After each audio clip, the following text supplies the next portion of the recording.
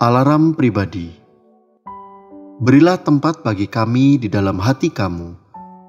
Kami tidak pernah berbuat salah terhadap seorang pun, tidak seorang pun yang kami rugikan, dan tidak dari seorang pun kami cari untung. 2 Korintus 7 ayat 2. Kita seringkali tidak menyadari bahwa kita semua dikelilingi oleh sistem-sistem peringatan.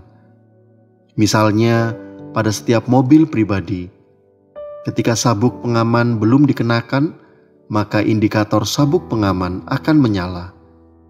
Dan pada beberapa jenis mobil dilengkapi juga dengan suara yang cukup mengganggu, yang meminta agar pengemudi mobil segera mengenakan sabuk pengaman.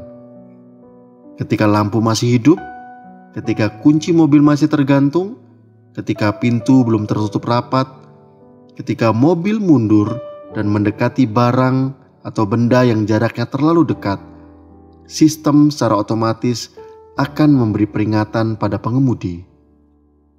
Bahkan saat ini, pada beberapa jenis mobil dilengkapi dengan sistem peringatan yang mengeluarkan suara keras dan melengking bila kecepatan tertentu dilampaui. Alarm dan sistem peringatan seperti itu juga ada dalam diri kita. Kita mempunyai sistem peringatan pribadi. Sistem itu memang tidak mengeluarkan secara otomatis suara-suara berisik bila kita bersaksi dusta atau menyebarkan gosip. Sistem juga tidak akan memancarkan cahaya terang jika kita mengingini barang milik orang lain dan kemudian mengambilnya secara diam-diam. Tetapi percayalah bahwa kita memang mempunyainya dan setiap orang memilikinya. Sistem peringatan pribadi itu disebut dengan suara hati nurani.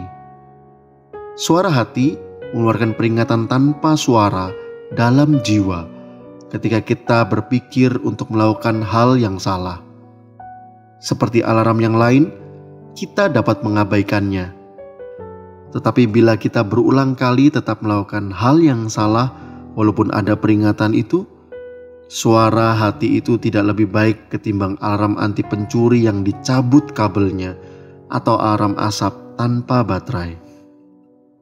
Sebenarnya, sama seperti sistem peringatan dan alarm di mobil, jika peringatan diabaikan, cepat atau lambat dapat menyebabkan konsekuensi bencana mengerikan.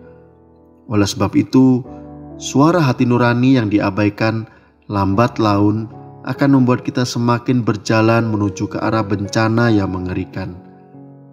Alkitab dengan jelas menuliskan, beberapa orang telah menolak hati nuraninya yang murni itu, dan karena itu kandaslah iman mereka. 1 Timotius 1 ayat 19.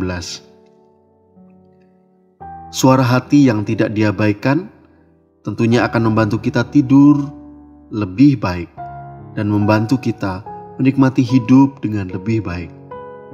Karena suara hati yang dipimpin Roh Kudus membuat kita tahu apa yang membawa kita pada damai sejahtera.